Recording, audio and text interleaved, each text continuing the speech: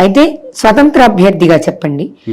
స్వతంత్ర అభ్యర్థులు ఇప్పుడు మీరు ఈ 4 సార్లు ప్రయత్నంలో గెలిచుంటే మిమ్మల్ని చూసి నిజంగా ఇన్స్పైర్ అయ్యి ఇంకొక వ్యక్తి వచ్చే ఉండే అవకాశం ఉండేది. మరి స్వతంత్ర అభ్యర్థులు గెలవనంత కాలం ఎవరైనా రాజకీయాల్లోకి రావాలి, మీరన్నట్టు మంచి ఉద్దేశంతో రావాలి అనుకున్న వాళ్ళకి ఇది నిరుత్సాహమే కదా. మరి ఎక్కడో చోట గెలిచి చూపించాలి కదా. గెలవడంలో ఎక్కడ లోపం జరుగుతుంది? ప్రజలు స్వతంత్ర అభ్యర్థులు ఎందుకు నమ్మట్లేదు? ఎస్ మేడం, ఇక్కడ చాలా మంది యూత్ కూడా అదే ఏంటంటే మేము పోతే గెలుస్తామా, గెలవకుంటే మా ఇజ్జత్ పోతుందేమో, ఓడిపోయి దాన్ని ఎక్కిరిస్తారేమో అని చెప్పేసి ఒక ఆత్మన్యూనతకు లోనై వాళ్ళు ధైర్యంగా ముందుకు రావట్లేదు. కానీ ప్రతి యూత్కు పోటీ చేసే హక్కు రాజ్యాంగం ఇచ్చింది, డబ్బుతోని సమస్య లేకుండా. రేపు గెలవాలనుకుంటున్నారు తప్ప ప్రజల్ని గెలిపించనీకి, చైతన్యం చేయనీకి మనం ఒక ప్రయత్నం చేయాలనుకోవట్లేదు వాళ్ళు. సో గెలిపే ప్రాధాన్యంగా తీసుకుంటున్నారు కనుక అన్ని విషయాలలో గెలుపు కాకపోవచ్చు. సో ఇక్కడ ఏంటంటే మీరు అన్నది నిజమే, ఏదో ఒక దగ్గర ఒక విజయం అనేది వస్తే ఆ విజయము 100 విజయాలకు కారణం అన్నట్టు, ఒక అగ్గిపుల్ల వెలిగితే 100 అగ్గిపుల్లలు వెలిగించవచ్చు అన్నట్టు నేను కూడా అదే కాన్సెప్ట్తో వచ్చాను.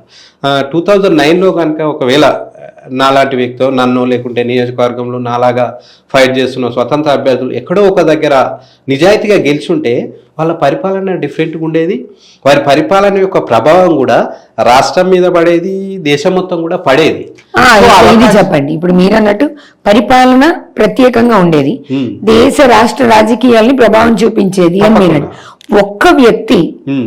ఒకే ఒక్క వ్యక్తి స్వతంత్ర అభ్యర్థిగా పోటీ చేసి గెలిచి అసెంబ్లీలోకి వెళ్తే ఆయన ఏం చేయగలుగుతాడు అంటే ఇప్పుడు ప్రజల ప్రశ్న, ప్రజలు ఎందుకు గెలిపించట్లేదు? ఈ ఒక్క వ్యక్తి, ఈయన అధికార పార్టీ కాదు, ప్రతిపక్ష పార్టీ కాదు, ఈయన వెళ్ళి ఏం చేస్తాడు? ఈయనను వాళ్ళు మాట్లాడనివ్వరు కదా.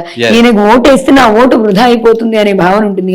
మరి ఒక్క వ్యక్తి ఏం చేయగలడు లోపలికి వెళ్ళి? 100% చాలా మంది ప్రజలు కూడా ఇదే విషయం నాతోని ముఖాముఖిగా చెప్పడం జరిగింది. నా ఓటు వేస్ట్ అవుతుందేమో, ఇన్ని పార్టీలు వాళ్ళు ఇయ్యంది నువ్వు ఏం చేస్తావు అని చెప్పేసి ప్రశ్నించారు. కానీ ఇక్కడ ఒకటి మిస్ అవుతున్నారు మేడం మీరు. ఇక్కడ ఏంటంటే ఒక తండ్రికి 4 కొడుకులు అనుకో, సో తండ్రికి ఒక 4 ఎకరాలు ఉన్నదనుకో, ఈ 4 కొడుకులకు 4 ఎకరాలు ఇస్తాడా, లేదా పెద్దవాడు కనుక వీనికి 2 ఎకరాలు ఇద్దాం, మిగతా ముగ్గురికి మనిషి అర్ధెకరం ఇద్దాం అనుకుంటాడా? జనరల్గా చెప్పండి, మన కుటుంబానికి 4 ఎకరాలు ఇస్తాడు తండ్రి కాబట్టి. సో ఇక్కడ కూడా ఈ డెవలప్మెంట్ విషయంలో కానీ, ఇండిపెండెంట్ విషయంలో కానీ, పార్టీ అభ్యర్థుల విషయంలో కానీ జనరల్గా బడ్జెట్ కేటాయింపు అనేది ప్రతి నియోజకవర్గానికి మ్యాక్సిమంకి ఇంత ఇవ్వాలి అని చెప్పేసి ఫిక్స్ ఉంటుంది. ఆడ నేనున్నప్పటికీ కూడా, పార్టీ అభ్యర్థి అయినప్పటికీ కూడా, ఇండిపెండెంట్ అభ్యర్థి అయినప్పటికీ కూడా, ఒకవేళ అభ్యర్థి లేకపోయినా కానీ ఆ నియోజకవర్గానికి సమంగా ప్రభుత్వం కేటాయించాల్సిన బాధ్యత ఉంటుంది, కేటాయిస్తుంది. దాంట్లో ఎలాంటి వివాదం లేదు. అదనంగా తెచ్చుకోవాలంటే ఆ వ్యక్తి యొక్క గుణగణాలపైన, దమ్ము ధైర్యం పైన, ఆలోచన పైన, పోరాడడం పైన డిపెండ్ అయి ఉంటుంది. ఫర్ ఎగ్జాంపుల్ నేను ఒక బ్యాచిలర్ స్టిల్, సో నాకు అవగాహన ఉంది ఎవరితో ఏ రకంగా మాట్లాడి నిధులను ఎట్లా తీసుకురావాలి, ఎట్లా సమస్యను తీర్చాలని చెప్పేసి నేను ఏదన్నా సమస్యను సేకరిస్తే చాలా పట్టుదలతో ఉంటాను, అది నెరవేర్చే వరకు ఊరుకోను అనమాట. కనుక నేను అప్పుడు నా శక్తి మేరకు నేను పోరాడి తీసుకొచ్చి డెవలప్మెంట్ చేస్తాను.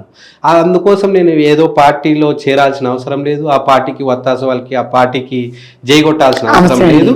అసెంబ్లీలో నాకు మాట్లాడే అవకాశం రాకపోతే మీలాంటి మీడియా ఉంది కదా, ఈరోజు నన్ను పిలిచారు, మీలాంటి మీడియా దగ్గరికి వచ్చి నా నియోజకవర్గంలో ఈ సమస్యలు ఉన్నాయండి, ప్రభుత్వం మా మాట పట్టించుకోవట్లేదు, కొంచెం మీరన్నా ఫోకస్ చేయండి అని చెప్పేసి మీలాంటి వాళ్ళ ద్వారా ఏదైతే ప్రభుత్వం ఉన్నదో ఆ ప్రభుత్వం దగ్గర తీసుకెళ్లేవాడిని. ఇక్కడ ఒక చిన్నది మేడం లాజిక్ మిస్ అవుతున్నారు. ఆ కింద అభ్యర్థి ఎవరైతే ఉంటారో వారికి సంబంధించిన ప్రభుత్వం ఉంటే ఎక్కువ డెవలప్మెంట్ అవుతుంది అని చెప్పి చిన్న అపోహ పడుతున్నారు. అది శుద్ధ తప్పండి. ఎందుకు అంటే గత 9.5 పాలనలో ప్రభుత్వము, దానికి సంబంధించిన ఎమ్మెల్యేనే మా దగ్గర ఉన్నది. సో మా దగ్గర ప్రధాన సమస్య సాగునీరు సమస్య, గంధమాల రిజర్వాయర్ అని ఒకటి ఉంటుండే. సో ఎన్నో ప్రాజెక్టులకు శంకుస్థాపన జరిగింది, ఎన్నో ప్రాజెక్టులు కొంచెం చేయడం జరిగింది. సో మాది ఇంతవరకు కూడా మరి మా ఎమ్మెల్యేకి సంబంధించిన ప్రభుత్వమే అధికారంలో ఉన్నది, కానీ దానిలో తట్టెడు మట్టి కూడా తీయలేకపోయింది. సో ఈ లాజిక్ ప్రజలు తెలుసుకోవాలి. ఎంతసేపు ఇండిపెండెంట్ అభ్యర్థి కదా ఏం చేస్తాడు, ఏం చేస్తాడంటే మీరు ఇచ్చి చూడాలి. అదే మీరు ఇప్పుడు ఏమంటున్నారు, అవకాశం ఇస్తే కదా మేము చేస్తాము తెలిసే. చూపించేవాళ్ళము. ఇప్పుడు ఇవాళ విరాట్ కోహ్లీని, సచిన్ టెండూల్కర్ను క్రికెట్ దేవుళ్ళుగా మనం భావిస్తున్నాము. వారికి బ్యాటే ఇవ్వకపోతే ఇలా వాళ్ళు క్రికెట్ దేవుళ్ళు ఎలా అయ్యేవారు? అందుకే నేను ప్రజలను, రాష్ట్ర ప్రజలను, దేశ ప్రజలను, ఓటర్లను ఏం కోరుతున్నా అంటే, మీరు ఎంతసేపు పార్టీ అభ్యర్థులు పార్టీ అని కాకుండా ఒకసారి చదువుకున్న యువత, అవగాహన ఉన్న యువతకు ఒకసారి అవకాశం ఇచ్చి చూడండి. వాళ్ళు ఏ రకంగా మీ నియోజకవర్గానికి సేవ చేస్తారు, ఏ రకంగా అదనపు నిధులు ఏ రకంగా తీసుకొస్తారు. నాకు కొన్ని ప్రత్యేకమైన ఆలోచనలు ఉన్నాయి. నాకు కొంతమంది ఎన్ఆర్ఐస్తో కూడా కొన్ని లింక్స్ ఉన్నాయి, కొన్ని స్వచ్ఛంద సంస్థలతో కూడా కొన్ని లింక్స్ ఉన్నాయి. నేను వాళ్ళందరితో మిల్లింగ్ అవుతాను. ఎవరెవరికి ఏ అవసరాలు ఉన్నాయో వారు ఏ రకంగా తీర్చాలో నాకు అవగాహన ఉంది. నేను ఒక చదువుకున్న వ్యక్తిగా, సమాజాన్ని స్టడీ చేసిన వ్యక్తిగా నాకు తీర్చాలన్న సంకల్పం ఉంది. ఇప్పుడున్న రాజకీయ పార్టీలకు ఆ సంకల్పం ఎందుకు ఉంటుంది మేడం? ఇవాళ ఒక్కొక్క అభ్యర్థి ఇవాళ ఎమ్మెల్యే గెలవడానికి ఒక 100 కోట్లు ఖర్చు పెడుతుండు. 100 కోట్లు ఖర్చు పెట్టిన అభ్యర్థి తను 100 కోట్లు సంపాదించుకోవాలని చూస్తాడు తప్ప తను ప్రజలకు సేవ చేయాలన్న ఆలోచన తనకు ఎందుకు వస్తుంది చెప్పండి? రాజకీయ వ్యాపారం చేస్తున్నారు. వాళ్ళకు రాజకీయం అనేది సేవారంగం అని నేను అంటున్నా. వాళ్ళు ఏమంటారు ఇది ఒక వ్యాపారం అని చెప్పేసి వాళ్ళు వస్తున్నారు, ఇన్వెస్ట్మెంట్ చేస్తున్నారు, గెలిచిన తర్వాత ప్రాఫిట్ తీసుకుంటున్నారు. సో ఇక్కడ లాస్ అయ్యేది ప్రజలే చివరిగా వచ్చేది. అందుకోసమే వీళ్ళ వల్ల ప్రజలకు ఉపయోగం లేదు. మార్పు రావాలంటారు. ప్రజల్లో మార్పు వచ్చి స్వతంత్ర అభ్యర్థులకు అవకాశం ఇస్తే కదా మేము ఏం చేస్తాము అనేది. రామచంద్రారెడ్డి గారు వచ్చి ఎంపీ ఎలక్షన్స్ లో కూడా పోటీ చేస్తారా? మన ఎమ్మెల్సీ ఎలక్షన్స్ ఉంది, ఆలోచన అయితే ఉంది. ఎమ్మెల్సీ ఇప్పుడు పల్లా రాజేశ్వర రెడ్డి గారు ఎమ్మెల్యే గెలవడం వల్ల ఇప్పుడు ఎమ్మెల్సీ ఎన్నికలు కూడా వస్తున్నాయి, గ్రాడ్యుయేట్ ఎమ్మెల్సీ. సో అది చూస్తాను, కొంతమంది పట్టభద్రులతో మాట్లాడతాను. సో వాళ్ళు కనుక సపోర్ట్ చేసేసి చెయ్యన్నా అని చెప్పేస్తే వాళ్ళకు ఫస్ట్, ఎందుకంటే ఒపీనియన్ అక్కడ తీసుకుంటాను. చేయమంటే ఖచ్చితంగా రానున్న ఎమ్మెల్సీ ఎన్నికల్లో కానీ లేకుంటే భువనగిరి పార్లమెంట్ నియోజకవర్గం నుంచి ఎంపీగా కానీ ప్రజలు ఒకవేళ చేయమని చెప్పేసి అక్కడ నుంచి ఒక ఆలోచన వస్తే తప్పకుండా. ఇప్పుడు కూడా రూపాయి అడుక్కొని నామినేషన్ వేస్తారా? తప్పకుండా. రూపాయి ఉద్యమం అనేది అది ఉంటుంది. సో ప్రజలు ఎప్పుడైనా కానీ మీరు నాకు సపోర్ట్ చేసే ప్రతి ఒక్కరు కూడా రూపాయి ఇవ్వచ్చు, ఇవ్వని వాళ్ళు కూడా సపోర్ట్ చేయొచ్చు, ఇచ్చేవాళ్ళు రూపాయి ఇవ్వచ్చు. ఇప్పుడు మీ ఉద్యమంలో ప్రతి వాళ్ళ దగ్గరికి వెళ్ళి నాకు రూపాయి ఇవ్వండి నామినేషన్ వేయడానికి అని అడుగుతారు కదా, ఆ అడిగినప్పుడు ఇవ్వని వాళ్ళు సరే, ఇచ్చిన వాళ్ళు ఎక్కువ డబ్బులు ఇచ్చినా మీరు తీసుకోరా? నాకు అవసరం లేదంటాను జెన్యున్గా. ఎందుకంటే ఇప్పుడు మీరు రూపాయి అంటారు, అయ్యో రూపాయి ఏముందిలేండి 10 రూపాయలు తీసుకోండి అనేవాళ్ళు ఉండుండొచ్చు. ఇప్పుడు ఎంత విమర్శాత్మకంగా ఉన్నారో అంతే సహృదయంతో ఉన్నారని మీరు చెప్పారు కదా.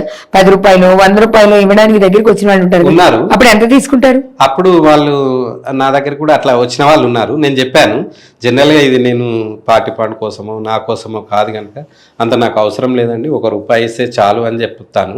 సో నా దగ్గర రూపాయి లేదన్నా 10 రూపాయలు ఉంది, నేను ఏం చేయాలి అంటే, మీ ఫ్రెండ్స్ ఎవరన్నా 10 మంది పేరు తరపున లేకుంటే మీ కుటుంబంలో 5గురు ఉన్నారు, సరే వీళ్ళ తరపున ఒక 5 రూపాయలు అన్న అంటే ఓకే, అట్లా దాన్ని అలా మార్చుకుంటారు. కానీ ఏదైనా కూడా ఒక వ్యక్తి నుంచి 1 రూపాయి అనే సిద్ధాంతంతోనే, రూపాయి ఒక ఓటు, ఒక సమస్య చెప్పాలి, 1 రూపాయి ఇవ్వాలి, ఆయన ఒక ఓటు సమస్య చెప్పాలి, 1 ఓటు వేయాలి. అప్పుడు సమస్యలు ఎట్లా సాధ్యం కాదు, ఎట్లా నిర్మూలించుకోలేమో నేను చేసి చూపెడతాను.